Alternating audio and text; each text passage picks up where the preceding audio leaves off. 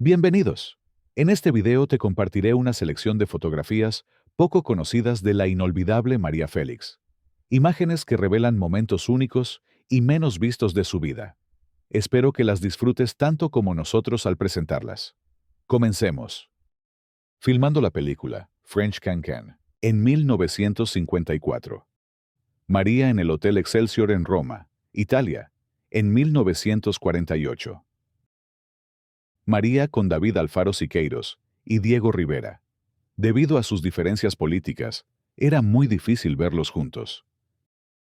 María Félix y Sofía Loren, en la inauguración de la nueva tienda Fureur de Christian Dior en París, el 28 de septiembre de 1977. María, llegando a Montevideo, Uruguay, en 1952. María en la casa de Eva Perón, en Argentina, en 1952. María Félix, frente a la Catedral de San Patricio en Nueva York, en 1963. En esta ficha consular, María se quitó 6 años de edad. María Félix en la radio LR1, El Mundo, de Buenos Aires, Argentina, en 1952. María Félix recibe al secretario de Prensa y Difusión del gabinete de Juan Domingo Perón, Raúl Alejandro Apold, en 1954.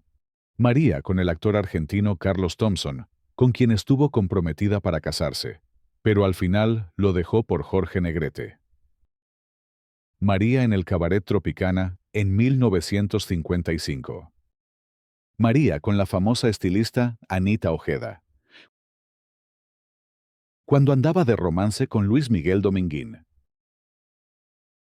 María, llegando al Palacio de Lecumberri para la inauguración de una exhibición fotográfica en 1998.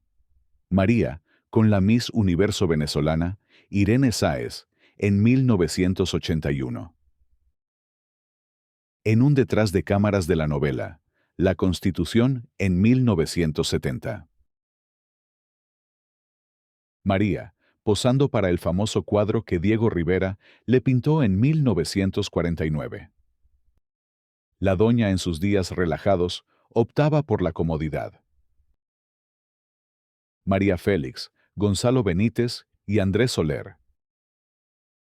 María, en el ascensor del Hotel Nutibara, en Medellín, Colombia, donde se hospedó en 1955, realizaba una gira artística en los principales teatros del país. María, en una escena de Les Heroes Sont Fatigues, con el actor estadounidense Gordon Heath. En el hipódromo, viendo correr a sus caballos. María, dando autógrafos en Venecia, en 1954. En la película El monje blanco, en 1945. Cantinflas, saludando a María en una cena de gala. Paco Malgesto entrevistando a la doña. María en la película La devoradora, en 1946. María en su viaje a Venecia, en 1959. María con Jean Renoir y Jean Gabin. María Félix, premiando al jockey Francisco Rodríguez y acariciando a su caballo llamado Tangazo, en el Hipódromo de las Américas, en 1943. María Félix y Rocío Jurado. María, acompañada de Fernando Soler y Jaime Fernández, en un festival en Acapulco de 1968. La doña, abriendo correspondencia de sus miles de fans. María con León Citrone, periodista y conductor francés, en 1974. María con Reina, su cuñada, y mano derecha en 1981. María con algunos fans mientras filmaba Enamorada en 1946. María en La Habana, Cuba en 1949. La doña en el Zoológico de Chapultepec, en la Ciudad de México.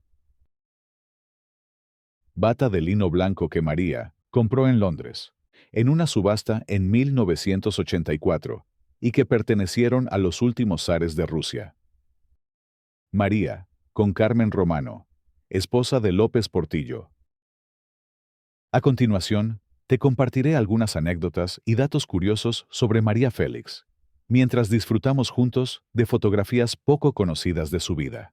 Espero que lo disfrutes. En alguna ocasión, María Félix contaría la siguiente anécdota. En 1982, me propusieron filmar Toña Machetes, la novela de Margarita López Portillo.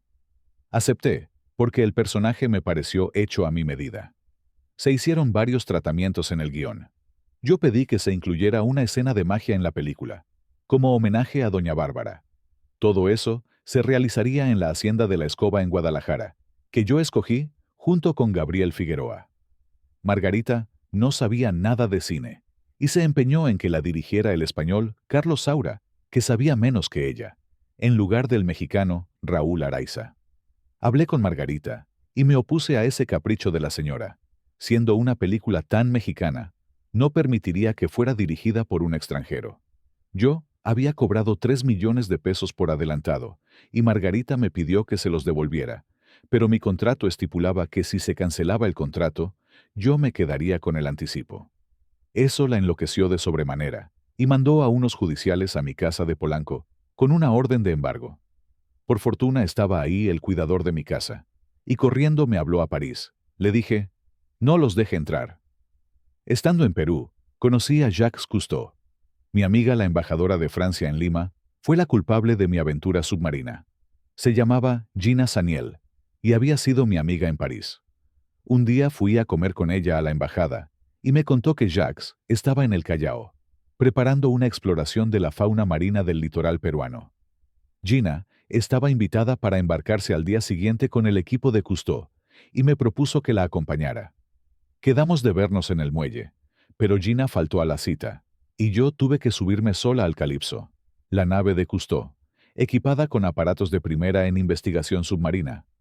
Jacques era mi fan, y no solo se alegró de conocerme en persona, sino que me invitó a bajar en una campana de vidrio al fondo del mar. Me pusieron un traje de buzo muy entallado, y descendí con 2 camarógrafos a 70 pies de profundidad. Fue maravilloso ver de cerca, frente a la fauna marina, entre bancos de pequeños peces multicolores. Pero un tiburón tigre se molestó de que le tomaran película y empezó a dar de topes contra la campana. Por poco me desmayo del susto.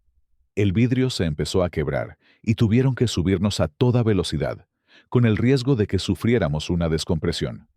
Afortunadamente no pasó nada, pero se me quitaron las ganas de volver a bucear. María Félix tenía una personalidad vibrante. Todos los que la conocieron en persona, la entrevistaron, trabajaron con ella, o simplemente sus seguidores, son los que mejor pueden aseverarlo. Y es que una charla con ella era garantía de anécdotas interesantes, con frases audaces, algunas llenas de picardía y otras de absoluto poder femenino. Una característica que, sin que ella lo supiera, la llevaría a convertirse en un icono de poder para las mujeres. Con Alex Berger, la doña daría rienda suelta a los lujos y las extravagancias. Fue durante esta época de su vida que acumuló valiosas joyas, aparte de las que ya tenía, y obras de arte. Es de conocimiento público que la casa Cartier diseñó especialmente para ella una serie de joyas espectaculares que lucía constantemente en vida, y que antes de su muerte, los directivos de la joyería recompraron algunas para exhibirlas en distintas partes del mundo. La casa Dior y Hermès estaban entre sus favoritas en lo que se refería a prendas de alta costura y también al pret-à-porter. María Félix comentó en alguna oportunidad que no se arrepentía de haber rechazado las propuestas que le llegaban de Hollywood, porque su carrera en Europa le había permitido hacer cine de calidad.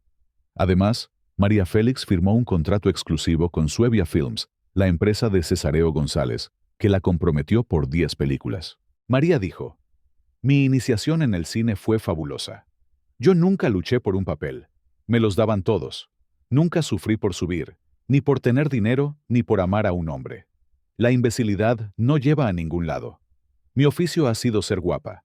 Lo he dicho otras veces, pero guapa con entendederas, para saber que me convenía en la vida, y que me convenía en el cine. Mi celebridad no fue un premio del destino.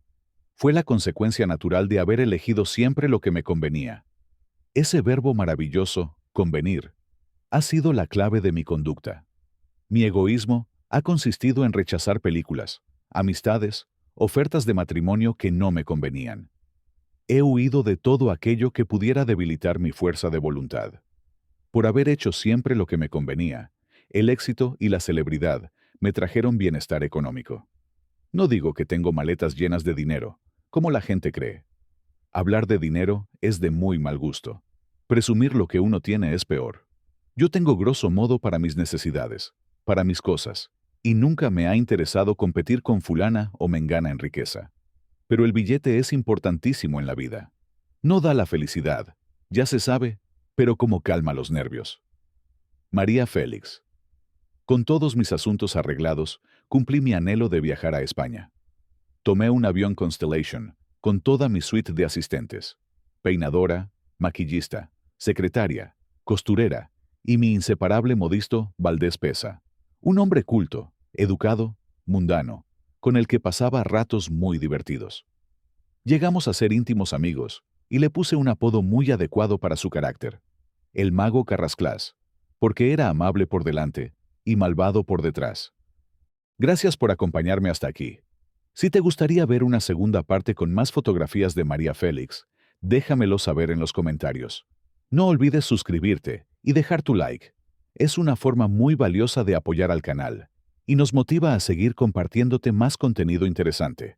Nos vemos en el próximo video.